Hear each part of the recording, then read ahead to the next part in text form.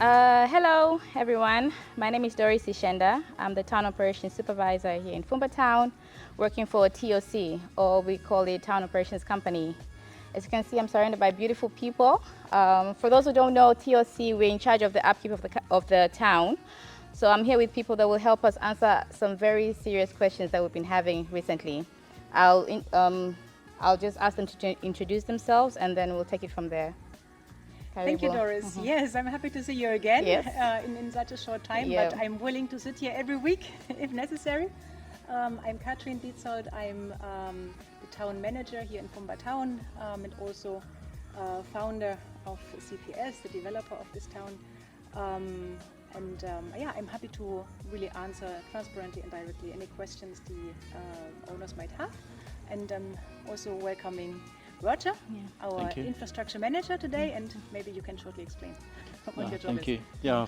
Roger Bissett, and Head of Infrastructure and Civils. Thank you.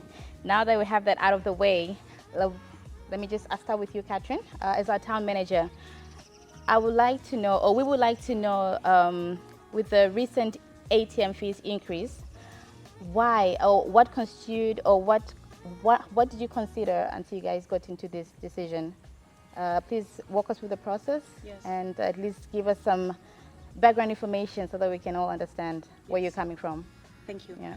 I would like to start with explaining what the ATM is for. It's not to squeeze any profits or increase costs of homeowners. That's not the intention of the ATM. The intention is to protect the value of our assets. And the increment was very, very much necessary due to the price increments that everyone in this world faced throughout the last years.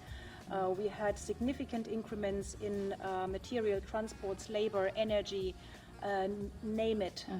Only if I checked before, only petrol, for example, increased the last 3 years in Zanzibar by 45%.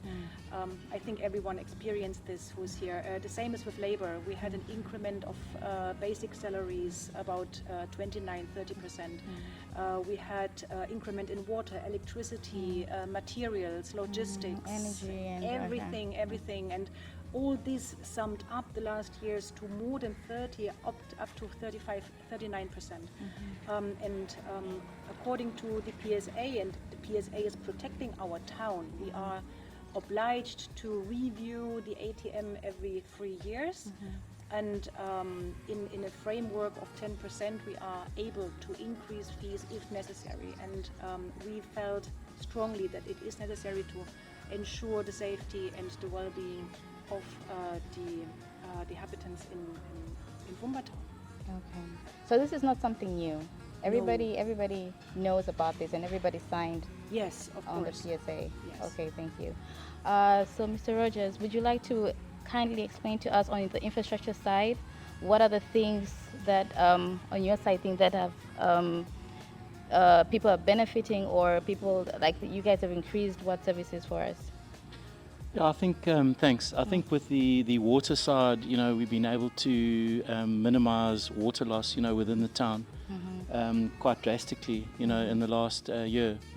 We've also looked at other alternative sources for water coming in. And, that is the main thing here in Fumba Town. We're looking at a green town, we're wanting water, we need to have a look and see how we're going to use our water wisely. So the water, we've had a big sort of part in making sure that we've got permanent electricity, permanent power, Let's talk coming about in. that, yes. There was a lot of temporary connections, which in the last 6 months, especially in phase 1B, we've been able to rectify and change. The permanent power coming in with ZECO, as we know, there are quite a lot of power outages at the moment. Yeah. So a decision was made, to go in and put gensets in as standby. So we've recently now, in the last 2 weeks, we've actually purchased 2 standby generators, which will be arriving in the next 2 weeks and will be installed.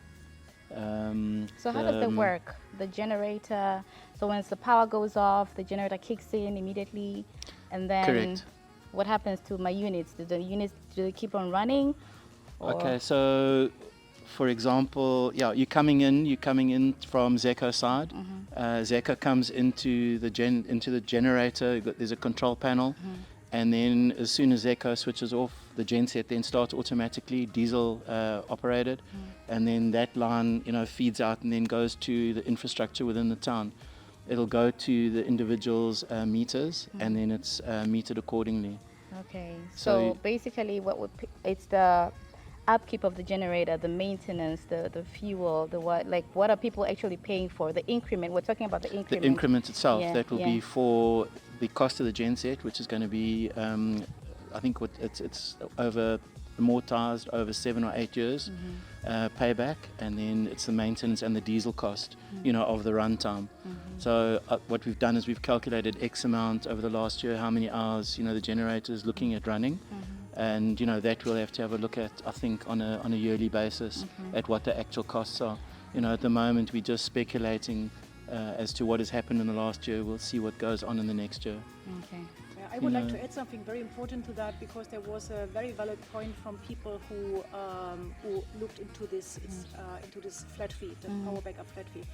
First of all, it's not an ATM increment, this part. This is a provision of a utility. Yes, provision of a utility. And what I would really like to ensure everyone, we are not double charging. Yeah. What we are paying with this flat fee is the provision of the genset. It's the provision of this 24/7 power backup. We will not double charge on the petrol or the power coming in from Seco. This is deducted. So when the moment the genset kicks in, immediately, yes, the meter runs further, but from whatever we are charging for the gensets, the cost from Seco is deducted. You will not pay double. Everyone who is receiving this power from the genset, then once the meter is running, you are paying only for the provision and the diesel as well. But we deduct what you would pay if Seco would come in. Yeah. What you would pay for that. So it's no double charge. And for everyone who invested already into solar power or is planning to do so, this is highly valued by us. We would like to support this. In that moment when the Seco power goes off and your solar system kicks in, your meter is not running. So you are not paying anything on that. And again, with this flat fee that we are charging now annually, you are only paying the provision. Thank you for that. I also would like ask you to address the issue that some people thought maybe this came out too soon. They weren't given enough time to readjust their budgets or reschedule their, so what would you say about that? Yeah. We are doing our budget season always last quarter. We need to have the chance to review what happened this year to make a projection for last year. We did this, of course, this year, November. And the moment we had reliable numbers in place, we addressed it, which was like a month before it becomes actually due. Okay. I think a month before is okay. It's not bad, especially when we are talking about a 10% increment. It's not that we are doubling the fees or something. What I would also like to address is that please everyone needs to understand that the ATM is something that's billed annually. All the same, everyone pays the same in town. Everything else would be not fair, and it would be administrationally crazy a bit.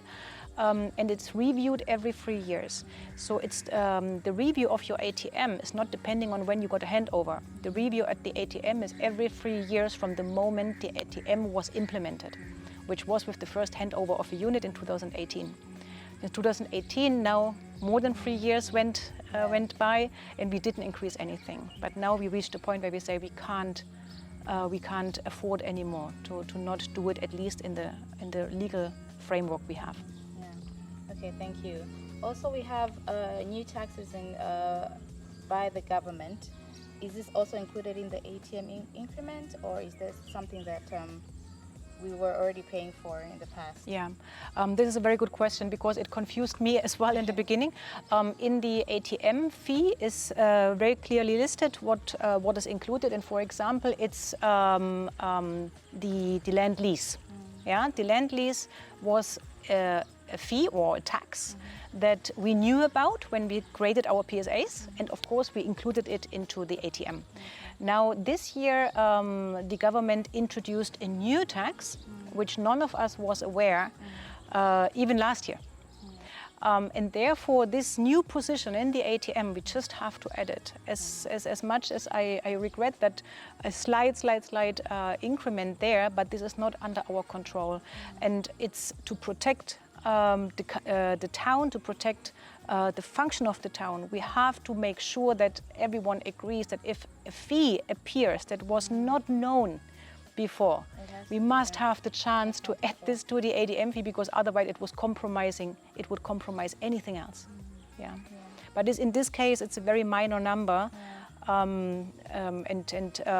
What we are doing is we are giving it to the homeowners just as a net fee as it is. The alternative, if we don't add it to the ATM, the alternative would be that every homeowner is obliged, him or herself, to deal with the government and pay these taxes and go to the offices, or the offices are coming here. I think it's really not worth it, and not ideal to do that, so we rather collect it and we pay it in a lump sum to the government and everyone is happy. I think that's the better solution. Thank you. So just to wind up everything, please explain to us, like, why the fixed amount, why, you know, the increment, why is it all in just one figure? I think we all do this the first time, and everything comes into this one letter now the first time, and it needs some time. We adapt to these kind of processes and we learn how to deal with it. What I would like to assure, we all do this after very, very careful consideration. We do this really with the best intention to our homeowners, keep the efforts and keep the payments as low as possible, keep the processes as efficient as possible, and deliver as much as we can. I think Roger can confirm that. We are doing so much in keeping the services and everything in this town functional and smooth. So what we are having this time is we are having the annual town management fee, which is this $1 standard, which is really not much, increasing by 10% according to the PSA. We are adding this property fee, this property tax, and we are introducing, and I'm very happy about it, we are introducing a 24/7 power backup. Okay, thank you, Katrin. Now that we've heard from the town manager, we move on to the more technical side. Is there something that you would like to add on what Katrin said? I think what's exciting going forward is, you know, the solar. We're looking at solar farms, you know, coming in and then actually blending into the town, you know, in a wishbone, central wishbone. So the gensets that we're looking at now will also be in the hub, you know, of the solar system that's coming in. And that for me is very exciting for the town, you know, is to have solar backup with your gensets, your Zeco supply coming in, and reducing costs going forward. Implementing our greenest currency. Yes, exactly. Okay, thank you, Roger. Thank you, Katrin. Pleasure. I think we're good. Thank you. All right.